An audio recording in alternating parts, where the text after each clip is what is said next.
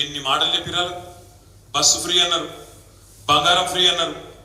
కేసీఆర్ ₹1,00,000 ఇస్తాడు పెళ్లికి, మేము తులం బంగారం ఇస్తా అన్నాడు. మరి ఇప్పటికి 2.5-3 లక్షల పెళ్లిలేని. రేపు 18 తారీఖు కూడా పిచ్చి పిచ్చుకునే పెళ్లిళ్ళు, లెక్కలేని పెళ్లిళ్ళు ఉన్నాయి 18 తారీఖు. మళ్ళా శ్రావణ మాసం మొదలైంది, పెళ్లిళ్ళు ఇక లెక్క దివానం లేని ఉన్నాయి. మరి ముఖ్యమంత్రికి బంగారం షాపులో తెలియదా, లేక పతార లేదా, బంగారం దొరుకుతలేదా, ఏమైందో తెలియదు. గవే మళ్ళీ కేసీఆర్ ఉన్నప్పుడు ఇచ్చిన ₹1,00,000 చెక్కులు తప్ప, అది కూడా మొన్నటిదాకా తొక్కిపెట్టి మళ్ళీ మనోళ్ళు కొట్లాడితే, మన పల్లరాజేశ్వర రెడ్డి, మన కౌశిక్ రెడ్డి అందరు కొట్లాడితే ఆఖరికి మొన్న ఎమ్మెల్యేలతో మళ్ళీ ఇప్పించే కథ. లేకపోతే అది కూడా ఎత్తగొట్టే ఆలోచన ఉండే. మళ్ళా కదే ₹1,00,000 చెక్కు కేసీఆర్ ఇచ్చిపోయిందే తప్ప తులం బంగారం లేదు, మన్ను లేదు. అందుకే మేము చెప్పినాం పార్లమెంట్ ఎన్నికల్లో కూడా, తులం బంగారం కాదు, తులం ఇనుము కూడా ఇయ్యడని చెప్పిన నేనైతే. మీరు రాసి పెట్టుకొని ఈయన ఇయ్యాడు. ఇప్పటికే రేవంత్ రెడ్డి 2.5 లక్షల తులాల బంగారం బాకీ ఉన్నాడు. ఆడపిల్లలు 2.5 లక్షల పెళ్లిలు అయినాయి. కాబట్టి ఆడపిల్లలకు కూడా అర్థమైంది బంగారం రాదు. ఇక బస్సు, ఇక ఆ బస్సు అందం చెప్పరాదు.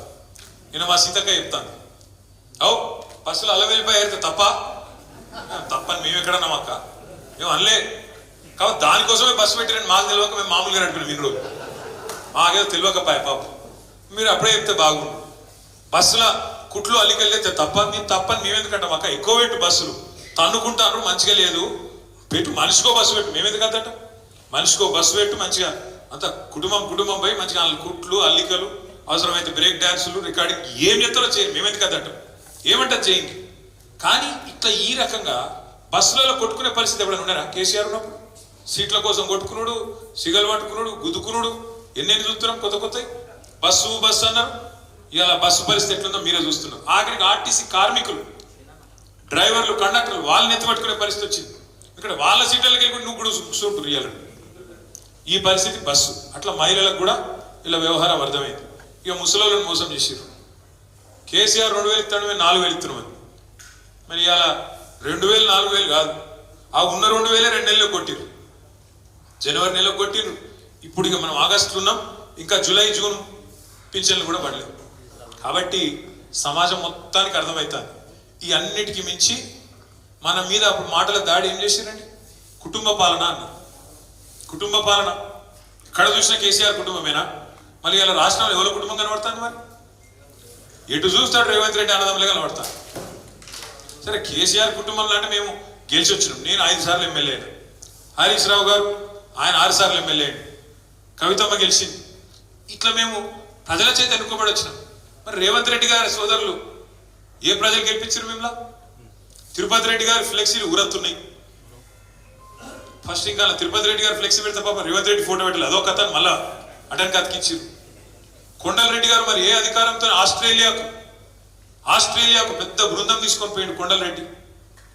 ఇంకో తమ్ముడు అమెరికాలో వాళ్ళ తమ్ముడితోని 1000 కోట్ల ఒప్పందం కుదుర్చుకున్నాడు. ఇది కుటుంబ పాలన కాదా? చూస్తలేరా ప్రజలు? అందుకే నేను అనేది అన్ని ఒక్కొక్కటి అర్థమవుతాను. మెల్లమెల్లగా వీళ్ళ వ్యవహారము, వీళ్ళ వైఖరి, వీళ్ళ యొక్క అడ్డగోలు హామీలు ఇవన్నీ కూడా ప్రజలకు ఇప్పుడిప్పుడే అర్థమవుతాయి. మనం కూడా ఎగిరితపడద్దు, తొందరపడద్దు. ప్రజలు వాళ్ళకి 5 ఏళ్ళ అవకాశం ఇచ్చారు. మంచిగా నడపాలని కోరుకుందాం. వాళ్ళు ఇచ్చిన 420 హామీలు ఖచ్చితంగా నెరవేర్చకపోతే వాళ్ళందరినీ ప్రజాక్షేత్రంలో ఎండగట్టడమే బాధ్యతగా పెట్టుకుందాం.